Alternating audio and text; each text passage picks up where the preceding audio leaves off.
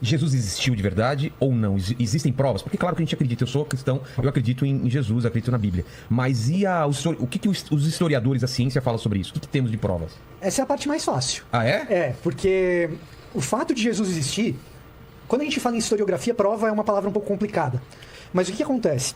Quando você olha para os documentos que a gente tem, os documentos que a gente tem dão conta de existência de comunidades que criam em Jesus, que são contemporâneas dele. O que eu estou querendo dizer com isso? Você pega, por exemplo, os primeiros documentos que estão na Bíblia, os primeiros documentos em ordem de redação, que estão no Novo Testamento, melhor dizendo. São as cartas de Paulo. As cartas de Paulo, se você for pegar a primeira de todas, tem uma discussão se é a primeira Tessalonicenses ou Gálatas, mas assim, pessoal mais crítico, historiador mesmo, geralmente vai com primeira Tessalonicenses. E aí, primeira Tessalonicenses, esse pessoal geralmente data do início da década de 40 da nossa era, da era cristã, da era comum. Início da década de 40 significa que lá no ano 40, Paulo já tinha passado por ali, já tinha plantado uma comunidade, a comunidade acreditava em Cristo, e era uma comunidade que tinha judeu perseguindo Paulo, indo atrás dele. Pô, por que esse cara tá falando desse Messias que foi crucificado pelo Império Romano? Então você está falando do intervalo aí entre a morte de Jesus e a existência de uma comunidade com um número razoável de pessoas que acreditavam nessa história e que poderia ter sido persuadida a não acreditar nessa história com a seguinte frase: esse doido desse Paulo tá falando de um cara que nunca existiu. Ah, é? Poderiam, né? Vamos lá. Tem uma galera perseguindo Paulo porque ele tá falando que Jesus é o Messias. Exato. Ele vai lá, planta uma comunidade em Tessalônica.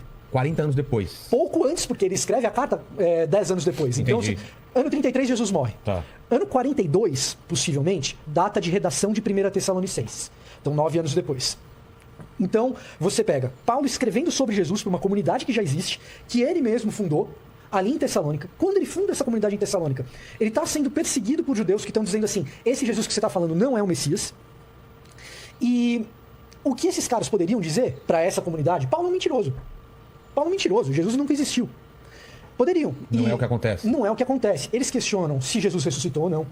Eles usam uma seguinte artimanha: olha, o que Paulo está dizendo é que esse tal desse Jesus, ele é o verdadeiro Senhor e não César do Império Romano, então persegue esse cara porque ele está com uma ideologia anti-imperial. Mas em momento nenhum, Paulo ou os primeiros cristãos têm que se defender da acusação de que Jesus não, esse cara nunca existiu. Entendi. Então, e é muito próxima a data. Seria muito fácil você chegar e dizer o seguinte: olha, eu tenho fulano, cicrano, beltrano e fulano aqui que moram na Judéia e nunca teve esse tal de Jesus. Vai até Nazaré, viaja até Nazaré, pergunta lá se em Nazaré teve esse Jesus aí. Seria muito fácil, por quê? Porque são eventos praticamente contemporâneos. Ou contemporâneos, dá pra se dizer. Então, quando a gente fala em historiografia, a gente não fala em provas, mas os indícios da existência de um Jesus de Nazaré são indícios muito fortes. Além disso, você tem algumas evidências que são extra-bíblicas.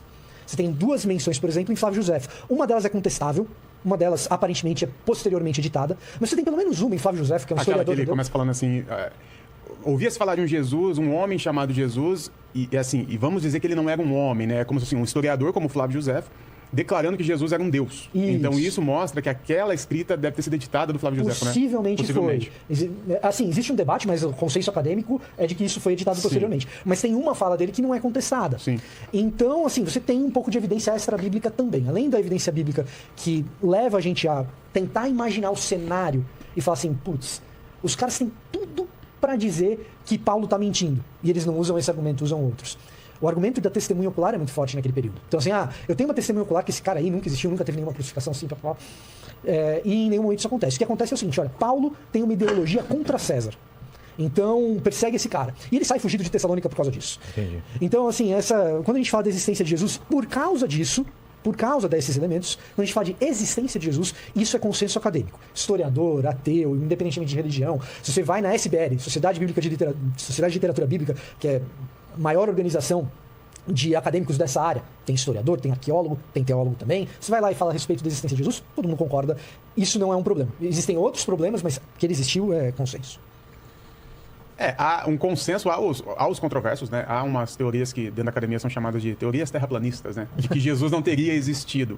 Mas se apoiam em alguma... Se apoiam, mas são argumentos, até uma brincadeira, um bullying com esses caras, né? Que são argumentos falaciosos, né? Então, assim, é quase que um fato que Jesus existiu. Agora, o que poderia ter de fato da existência de Jesus? Que existiu esse homem chamado Jesus, que viveu na região de Nazaré, que esteve diante de Pôncio Pilatos em algum momento da vida dele, e que ele foi crucificado fora dos muros de Jerusalém. Tá. O que passar disso, dessas informações, aí já é um campo teológico e campo de fé. Então, há um consenso, mas as informações são muito reduzidas, muito reduzidas. Olha, eu vou dizer o seguinte, esse lance da existência de Jesus e até com certo detalhamento é muito maior do que o pessoal imagina. Ah, é? Porque o que acontece é o seguinte, você tem uma cristandade que se desenvolve no ambiente europeu. Aí chega no contexto europeu, surge todo aquele lance mais iluminista, especialmente a partir de um cara chamado Reimarus, é que o pessoal começou a dizer, não, esse lance de Jesus é uma criação religiosa, os caras falavam, não, existe um possível Jesus histórico e um negócio que é o Cristo da fé que o pessoal resolveu acreditar com o coração. Mas o que acontece? Essa galera levantou essas ideias com dois sentimentos no coração. Uma era profundamente anti-judaica, para ser mais direto, antissemita. E em segundo lugar, não tinha arqueologia. A arqueologia surgiu ontem. Só começa no século XIX. Então os caras, falando literalmente, estavam viajando na maionese, ou talvez no ketchup com mostarda, né? E aí... Viajando na uma coisa da época. Exatamente, não tem. Então o que aconteceu? Quando a coisa caminhou, o pessoal não só tem essa citação do Flávio Josefo, que quando você pensa em precisão detalhista, tudo bem, você pode dizer essa coisa talvez sofreu algum...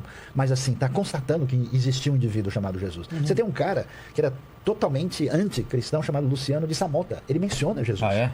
Você tem citação que só pode fazer sentido com a pessoa de Jesus na Mishnah hebraica, sim, judaica, entre os judeus. Você tem a citação da carta de Plínio a Trajano, no início do 2º século. Então você tem referências